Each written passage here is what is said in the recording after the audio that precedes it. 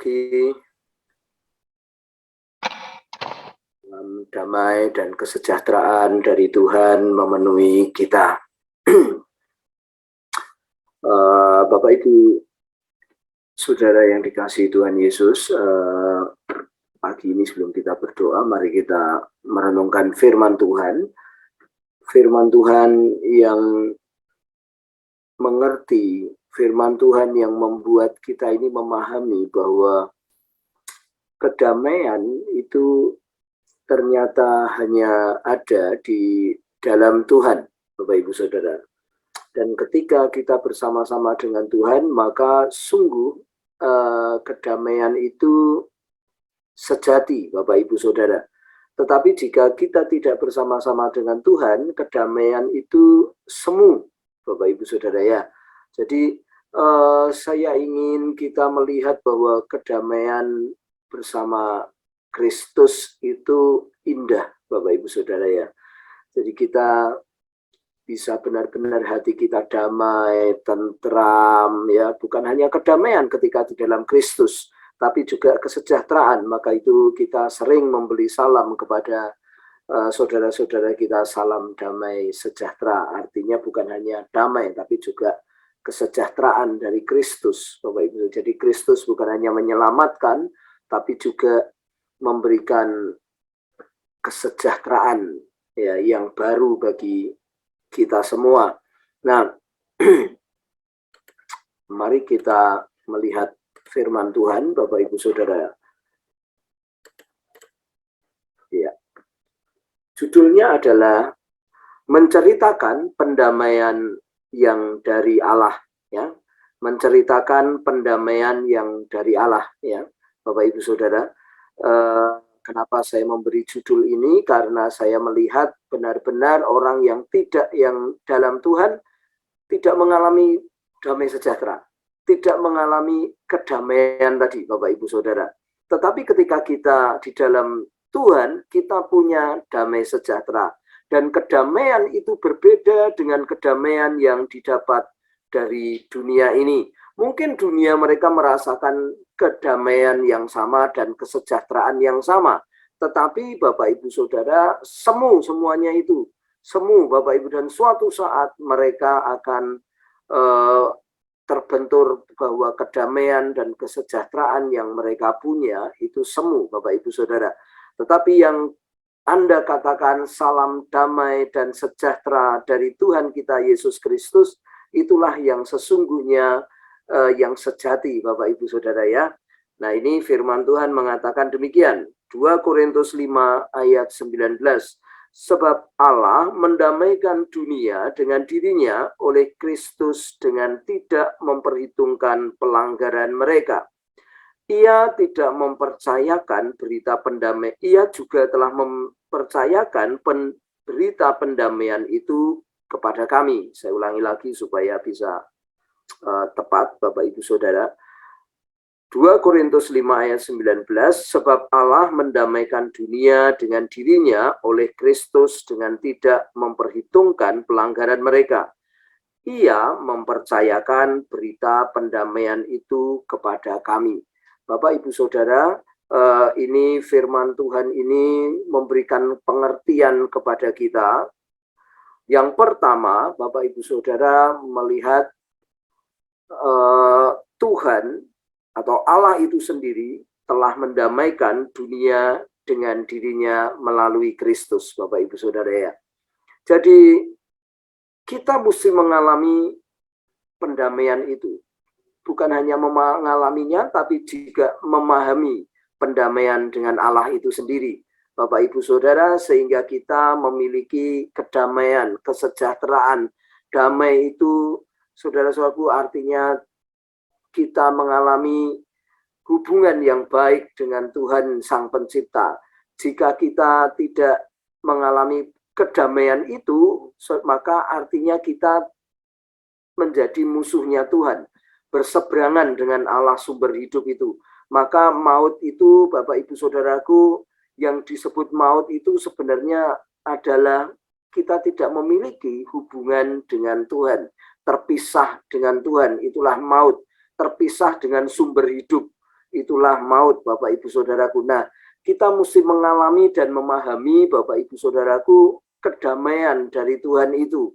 Kita mengalami kedamaian yang sungguh-sungguh, Bapak Ibu Saudara, tidak ada pertentangan dengan Tuhan, tidak ada perbedaan dengan Tuhan. Kita benar-benar satu dengan Tuhan. Kita benar-benar, Bapak Ibu Saudaraku, mengalami manunggaling urip dengan Gusti ini, Bapak Ibu Saudaraku, menjadi nyata dalam hidup kita. Kita menjadi orang-orang rohani, Bapak Ibu Saudaraku. Nilai-nilai hidup kita itu bukan nilai-nilai dunia lagi, tapi nilai-nilai dari Allah itu sendiri, atau nilai-nilai kerajaan Allah itu sendiri, Bapak Ibu Saudaraku. Inilah yang dirindukan, inilah yang pertama kali Bapak Ibu Saudara mesti alami. Alami dulu dan pahami damai dengan Allah. Tidak terpisah. Kita punya nilai-nilai Tuhan. Kita hidup dengan cara-cara Tuhan. Kita hidup damai sejahteranya tidak diukur dari damai sejahtera yang dunia punya, Bapak Ibu Saudara. Tetapi damai sejahtera yang Allah punya. Kita memahami, kita menjadi manusia yang rohani, yang setipe dengan Allah, yang sama dengan Tuhan, Bapak Ibu Saudara. Dan inilah, Bapak Ibu Saudaraku, mengalami kedamaian dengan Allah itu sendiri. Seperti firman Tuhan mengatakan, Bapak Ibu Saudara ya, sebab Allah mendamaikan dunia dengan dirinya oleh Kristus dengan tidak memperhitungkan pelanggaran mereka. Sungguh sangat murah hati Allah kita. Ya, tidak diperhitungkan pelanggaran-pelanggaran kita, ya, tetapi Kristus telah menjadi perantara sehingga Allah yang suci itu, Allah yang mulia itu, Allah yang murah hati itu, Bapak Ibu Saudara, bisa bersekutu dengan manusia. Bapak Ibu Saudaraku, inilah keajaiban dan inilah sebenarnya yang disebut miracle atau mujizat terbesar, bahwa Allah sanggup mendamaikan manusia yang penuh dosa itu. Ini berita yang luar biasa, Bapak Ibu Saudara ya. Allah yang kudus, Allah yang mulia, Allah yang maha itu, Bapak Ibu Saudara ya. Dan tak tergambarkan oleh kata-kata Allah yang wah itu. Wo itu, Bapak Ibu Saudara, dapat hidup bersama-sama dengan manusia. Bukankah itu berita yang luar biasa, Bapak Ibu Saudara, keajaiban yang luar biasa? Ya, bahwa dari situlah Bapak Ibu Saudara mengalami yang namanya keajaiban-keajaiban. Oleh karena itu saya senang sekali dengan penyembahan bersama-sama Bapak Ibu Saudara, dan itu dialami oleh orang dan orang ketemu dengan hadirat Tuhan, lalu dia merasakan Tuhan dan pergumulan-pergumulannya itu dijawab oleh Tuhan. Inilah yang disebut mengalami dan memahami kedamaian dengan Allah, gitu ya Bapak Ibu Saudara. Jadi yang pertama, alami dulu dan pahami kedamaian dengan Allah, betapa murahnya Dia, betapa hebatnya kasih-Nya kepada kita tanpa memperhitungkan pelanggaran-pelanggaran kita. Bapak Ibu Saudara, yang kedua, ketika kita sudah mengalami Tuhan ini, Bapak Ibu Saudara, kita ceritakan kedamaian itu. Kita ceritakan kedamaian itu. Firman Tuhan tadi mengatakan, Ia telah mempercayakan berita pendamaian itu kepada kami. Ia menceritakan kedamaian itu bersama-sama dengan kami. Bapak Ibu Saudara,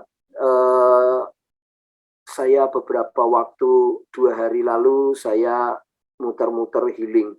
Saya melihat Bapak Ibu Saudara di lereng Gunung Merbabu itu banyak sekali orang-orang yang sebenarnya sudah mengalami dan memahami Tuhan itu, tapi akarnya tidak kuat, Bapak Ibu Saudara ya.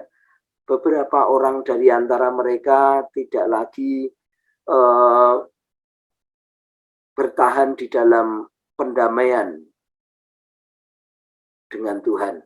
Mereka beberapa meninggalkan Ibu Saudaraku. Dan ini tugas kita ya, menceritakan pendamaian itu. Mungkin tidak jauh, mungkin ada teman kita di kantor kita tetangga kita, atau mungkin sahabat kita, ya, saudara-saudara,